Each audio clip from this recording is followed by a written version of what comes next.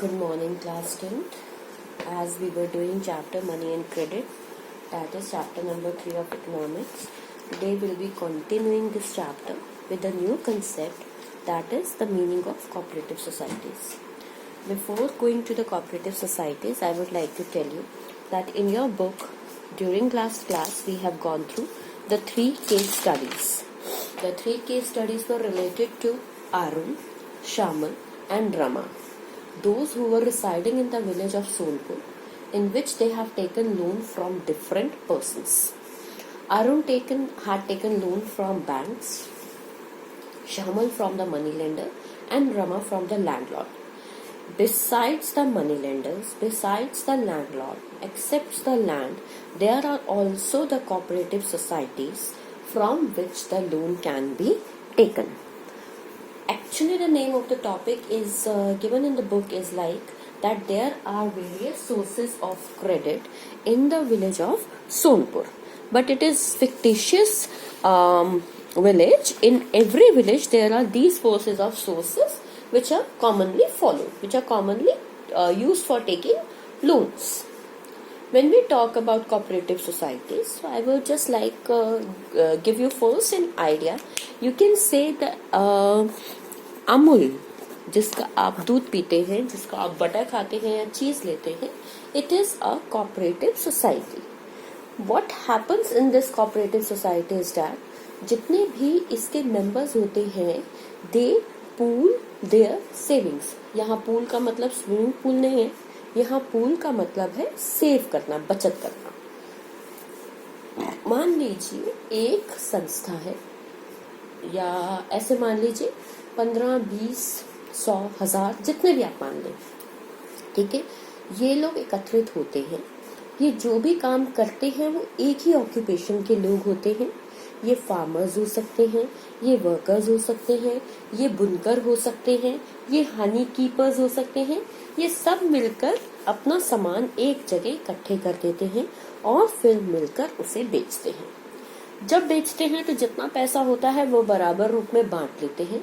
हर एक व्यक्ति को पास एक क्षमता होती है जिससे कि वो अपना सामान को सेव कर सकता है.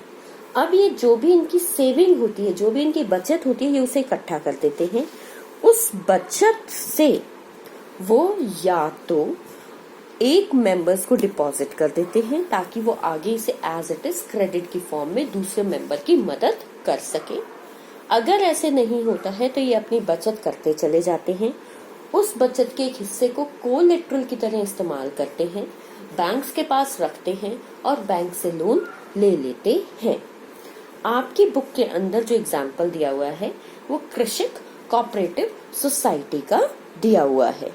जैसे कि आपकी बुक के अंदर ये दिया हुआ है कि बिसाइड्स बैंक कुछ अदर सोर्सेज ऑफ क्रेडिट भी होते हैं रूरल एरियाज में, जिन्हें हम कोऑपरेटिव सोसाइटीज कहते हैं. अगर आप it's let's work this out का क्वेश्चन भी देखेंगे तो यहाँ दिया हुआ है that there are various sources of credit in Sonpur. Fine. अब जब हम इस तरीके से बात करते हैं तो कोऑपरेटिव सोसाइटीज जो हैं वो एक मेजर रोल प्ले कर रही हैं जिससे कि लोगों को लोन प्रोवाइड किया जा सकता है. इसके अलावा हम अब आते हैं अपने ग्राफ्स के ऊपर, अपने डाटास के ऊपर. जब हम डाटास के ऊपर चलते हैं और आपकी बुक के हिसाब से चलते हैं तो हमारा जो नेक्स्ट टॉपिक आता है वो हमारा आता है regarding the what are the different sources of credit in rural areas. या हम बात करते हैं कि रूरल एरियाज में 2003 के हिसाब से कितने व्यक्ति थे जो लोन लेते थे और कहाँ से लेते थे. यहाँ पर मैंने डाटा लिखा हुआ है. कमर्शियल बैंक से लोग 25% लोन लेते हैं और कोऑपरेटिव सोसाइटी से 27%. फिर मनी लेंडर्स से लिखा हुआ है, यानी कि रूरल एरियाज में सबसे ज्यादा लोग लोन किससे लेते हैं, तो जवाब आएगा मनी लेंडर से लेते हैं. इसके अलावा रिलेटिव एंड फ्रेंड्स से 7%, इसके अलावा ट्रेडर से 3% या अदर्स से 7% लेते हैं. आपकी बुक में जो ग्राफ दिया हुआ है वो कुछ इस तरीके से दिया हुआ है. जो भी मैंने ग्राफ लिया है वो आपकी बुक से लिया है. इसके साथ साथ अगर आप ध्यान दोगे तो ऊपर कमर्शियल बैंक्स और कोऑपरेटिव सोसाइटीज पर मैंने लिखा है फॉर्मल सोर्सेस. और नीचे जो मैंने दिया है वो मैंने दिया है इनफॉर्मल सोर्सेस। जब मैं फॉर्मल सोर्सेस की बात कर रही हूँ तो बेटा कुछ डिफरेंस है जो आपको फॉर्मल और इनफॉर्मल में ध्यान रखना है। सबसे पहले जब हम फॉर्मल सोर्सेज ऑफ क्रेडिट की बात करते हैं तो आरबीआई जो है, रिजर्व बैंक ऑफ इंडिया जो है, वो सुपरवाइज करता है फॉर्मल सोर्सेज ऑफ क्रेडिट को। वो देखरेख करता है कि ये किस तरीके से काम कर रहे हैं, बैंक्स और कॉपरेटिव्स किस तरीके से काम कर रहे हैं। इसके अंदर बैंक्स एंड कॉपरेटिव्स या गवर्नमेंट इंस्टीट्यूशंस आते हैं। इनफॉर्मल सोर्सेज के लिए कोई संस्था नहीं आती। जनरली इसके अंदर मनी लेंडर्स, लैंडलॉर्ड्स, ट्रेडर्स या अदर्स या रिलेटिव्स या फ्रेंड्स इंक्लूडेड होते हैं और कोई ऑर्गन इन्हें सुपरवाइज नहीं करता। फॉर्मल सोर्सेज ऑफ क्रेडिट की सबसे बड़ी एडवांटेज ये है कि इनका इंटरेस्ट रेट फिक्स्ड होता है और साथ ही साथ लेस भी होता है, कम होता है as compare to informal sources of credit. और यहाँ पर जब हम बात करते हैं इनफॉर्मल की, so there is no fixed interest rate. हमने 3 केस स्टडीज एक्चुअली में अरुण, श्यामल और रमा की ही इसलिए थी क्योंकि तीनों का इंटरेस्ट रेट अलग था, कहीं जाकर वो रुकता था, बहुत फर्क था। हाँ, थोड़ी सी पहली प्रॉब्लम जो आती है वो ये होती है कि जब भी हम फॉर्मल सोर्सेज ऑफ क्रेडिट्स की बात करते हैं तो it demands for the collateral, it demands for the documentation requirement. कुछ ना कुछ ऐसे चीज की जरूरत जिससे कि आप गिरवी रख सके और कुछ ऐसे डॉक्यूमेंट्स देने की जरूरत होती है जिसको गारंटी मानकर, जिसको आधार मानकर बैंक या कोऑपरेटिव सोसाइटीज आपको लोन दे सके। जबकि इनफॉर्मल सोर्सेज ऑफ क्रेडिट से लोन पाना आसान होता है because generally the person are known to each other, they either belong to neighbourhood और टू द सेम विलेज और टू द सेम लोकेलिटी। जहां लोगों को लग रहा होता है कि ये व्यक्ति मेरे पैसे लेकर नहीं भागेगा तो वो कोई कोलेटरल या डॉक्यूमेंटेशन की बात नहीं करते, इंटरेस्ट रेट के ऊपर बार्गेन करके लोन देते हैं। जब हम फॉर्मल सोर्सेज की बात करते हैं तो रूल्स एंड रेगुलेशंस फॉलो किए जाते हैं। जो भी टर्म्स ऑफ क्रेडिट होती है वो फिक्स्ड होती हैं, फिर चाहे वो ड्यूरेशन ऑफ टाइम ही क्यों ना हो, वो रीपेमेंट मोड ही क्यों ना हो, वो कोलेटरल ही क्यों ना हो, वो डॉक्यूमेंटेशन ही क्यों ना हो या इंटरेस्ट रेट ही क्यों ना हो। जबकि कोई भी कंट्रोल नहीं होता on the informal sources of credit.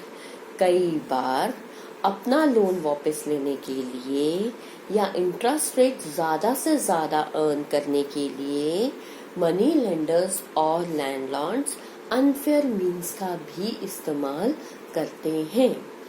In 1980s की जो बॉलीवुड मूवीज आती थी वो ज्यादातर इसी के ऊपर आधारित होती थी कि जब भी कोई किसान किसी मनी लेंडर से या लैंडलॉर्ड से कर्जा लेना चाहता था तो वो कहता था कि अंगूठे के हस्ताक्षर कर दीजिए या इधर मार्क कर दीजिए या अपनी जमीन गिरवी रख दीजिए, और अगर वो वापस नहीं देता था तो उसे मार पीट कर उसकी जमीन भी हड़प ली जाती थी और उसको कर्जे के नीचे दबा दिया जाता था। जब हम इस तरीके की बात करते हैं तो हम साथ ही साथ एक छोटा सा टॉपिक और भी करते हैं। हम कहते हैं there are very much demerits of informal sources of credit. इसके बहुत सारे नुकसान हैं। सबसे पहले informal of sources of credit का इंटरेस्ट रेट जो है वो बहुत बहुत बहुत ज्यादा होता है। रिमेम्बर, श्यामल का इंटरेस्ट रेट 5% पर मंथ था, 60% पर एनम। जबकि अरुण ने जब फॉर्मल से लिया था, बैंक से लोन लिया था, तो उसे सिर्फ 8.5% के ऊपर लोन मिल गया था। नंबर 2, अगर आप फॉर्मल सोर्सेज ऑफ क्रेडिट से लोन लेते हैं तो आपका सारा रिकॉर्ड सेव होता है। देयर इज रिकॉर्ड्स कि किसने कितना पैसा लिया, कब कितना पैसा वापस दिया।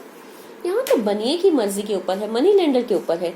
दे keep no records for their transactions and ultimately last but not least they try every means जिससे कि हरास किया जा सके, परेशान किया जा सके पुअर मासेस को, और लोन से फायदा उठाने के लिए वो अनफेयर मीन्स का भी इस्तेमाल करते हैं। तो आज का जो हमारा टॉपिक था बेटा वो यही था, what are the various sources of credit in rural areas and what is the percentage of different sources of credit in 2003 between formal and informal sources of credit. Thank you guys.